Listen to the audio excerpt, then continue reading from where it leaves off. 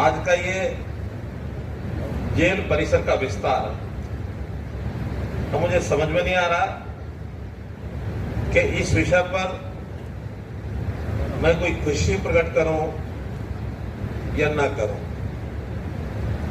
क्योंकि विषय ऐसा है जेल का विस्तार। तो जेल के विस्तार में जेल का उपयोग करने वाले तो अभी मैं मजाक कर रहा था आकल मोहम्मद जी से, कहने लगे इसकी कैपेसिटी 561 से 1335 हो गई है। मैंने कहा इसका मतलब आपकी योजना अपराधियों को बढ़ाने की है। कोई ने मजाक किया है कि अपराधी बढ़ाने की नहीं है, लेकिन जो अपराधी हैं उनकी सुविधा कैसे बढ़े। और उसमें सबसे बड़ा क्रंच इस विषय में कि जितने अपराधी आज हैं, अपराधी नहीं बढ़ने चाहिए, ये बिल्कुल सत्य बात है, लेकिन जो अपराधी हो गया, जिसको कैद हो गई, तो मानवाधिकार के नाते उन कैदियों को भी व्यवस्था अच्छी मिलनी चाहिए। आज की डेट में हरियाणा में लगभग 26,000 अपराधी हैं और कैपेसिटी शायद 21 या 22,000 की अभी है। क्यों आज 22 हो जाएगी। अभी भी ठीक है, व्यवस्थित ढंग से उन लोगों को रखा जाए तो 4,000 की कैपेसिटी की जेल और हमको चाहिए। उस नाते से विस्तार कर भी रहे हैं। अब सबसे पहले तो रेवाड़ी में एक जेल जो अपनी इस समय बन रही है, लगभग 85-90% का उसका काम हो गया है।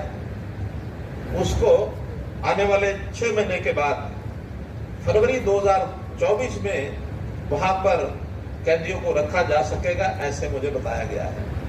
तो उसका भी उद्घाटन उस समय किया जाएगा।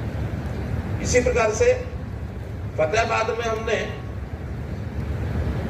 जेल के लिए जमीन खरीद ली है।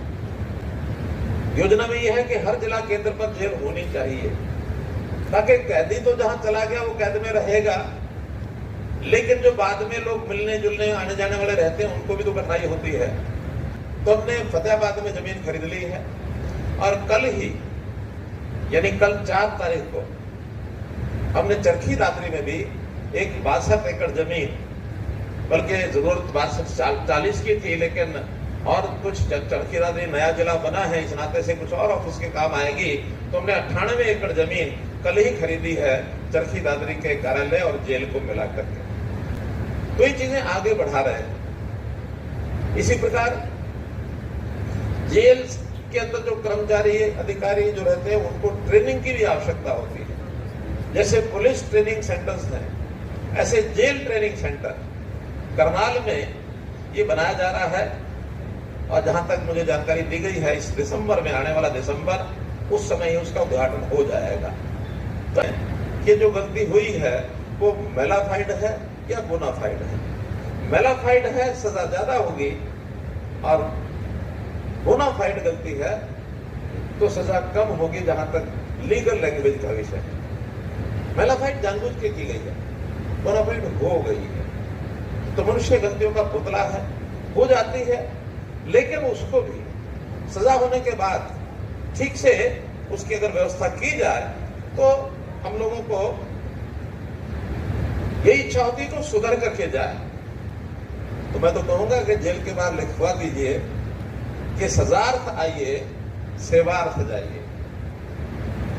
सजा के लिए आप आए हैं, सजा मिली है आपको, वो तो व्यवस्था का पार्ट है, लेकिन जब अंदर से आप बाहर जाएं तो सुधर करके जाएं।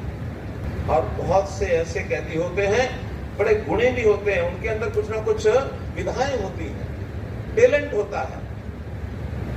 हमारा दायित्व यह है कि उसके टैलेंट का, उसके गुण का उपयोग करते हुए उसके जीवन में और कुछ अच्छे उन गुणों का बढ़ावा कर सकते हो, या उन गुणों का उपयोग जेल के अंदर रख के कर सकते हो, तो करना चाहिए।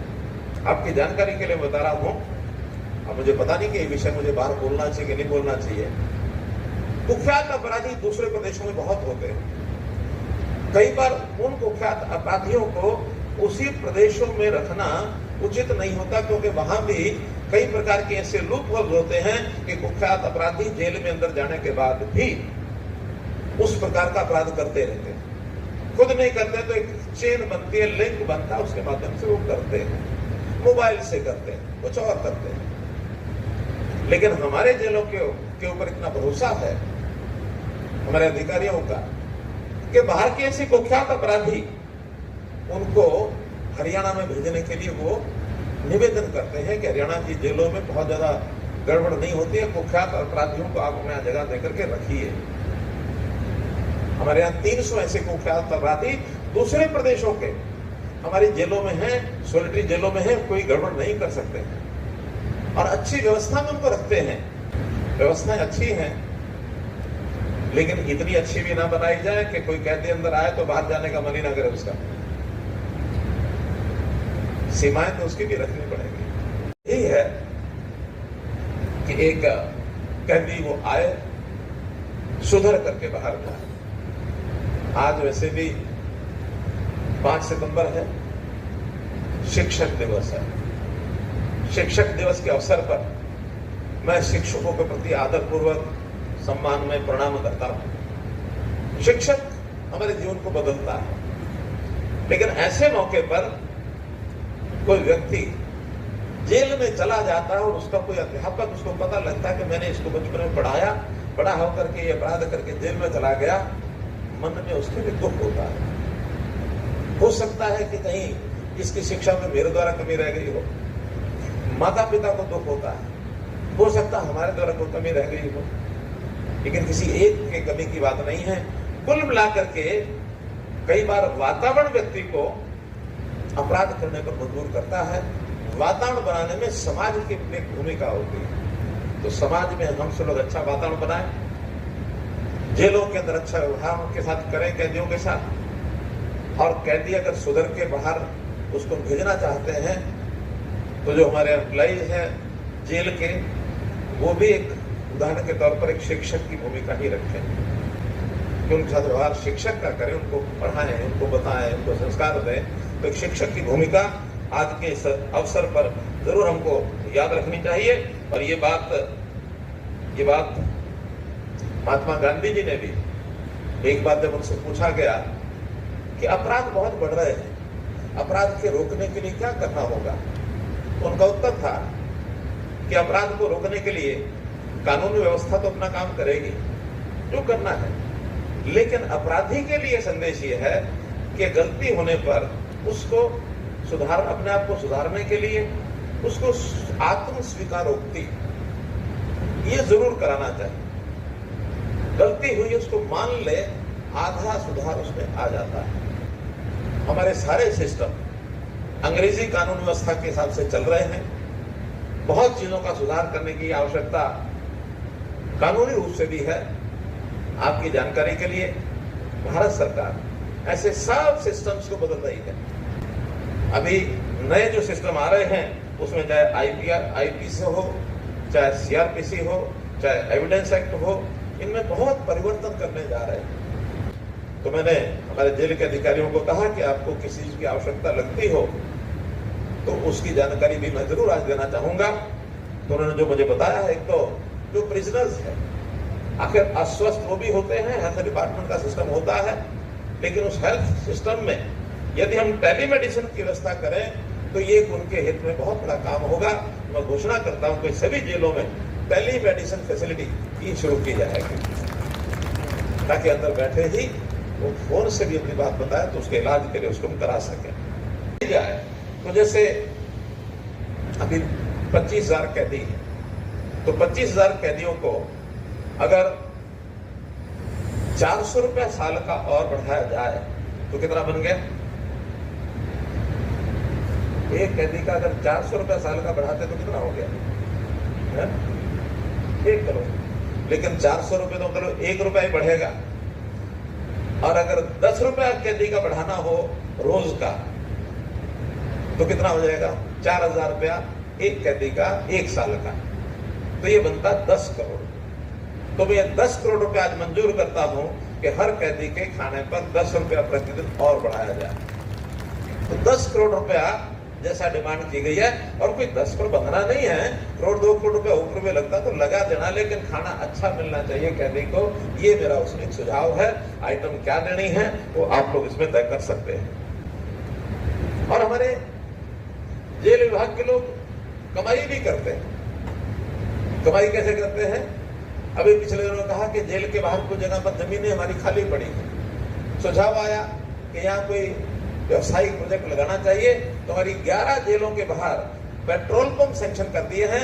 पेट्रोल बेच करके वर्ष का पैसा इसमें कमाया जाए। 7 से 8 करोड़ रुपया साल का ये कमा भी लेते हैं। ऐसे ही हमारे जो जेल के कर्मचारी हैं, उनको अभी तक बस ट्रैवलिंग में कंसेशनल फेयर नहीं है। तो आज मैं घोषणा करता हूं कि पुलिस के कर्मचारियों की तर्ज पर जेल के कर्मचारियों को भी बस की ट्रैवल की सुविधा ये मिलेगी। इसी प्रकार हरियाणा में जैसे हमने कर्मचारियों के लिए ट्रांसफर पॉलिसी ये लागू की है, तो उस ट्रांसफर पॉलिसी में बाकी सब जगह सुविधाएं हैं, लेकिन एक सुविधा जेल कर्मचारियों को शायद नहीं है, और वह है कपल केस। तो कपल केस की सुविधा जेल कर्मचारियों को भी मिलेगी। अगर दूसरे विभाग में पति या पत्नी हैं तो उसके हिसाब से उसको ये छूट भी दी जाएगी।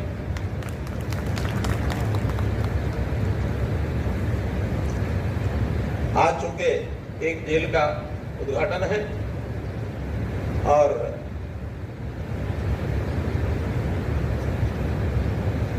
यानी 25,000 को अगर एक दिन की सुविधा कोई मानो में स्थान या कोई फल देना हो, तो अलग से 1 करोड़ रुपए की राशि इस अवसर की आज एक कहें कि भेंट के रूप में, आज के खाने के रूप में या किसी प्रकार का उपयोग करना है, तो 1 करोड़ रुपए की राशि अलग से मैं अपने फंड में से और ये ग्रांट तय करता हूं।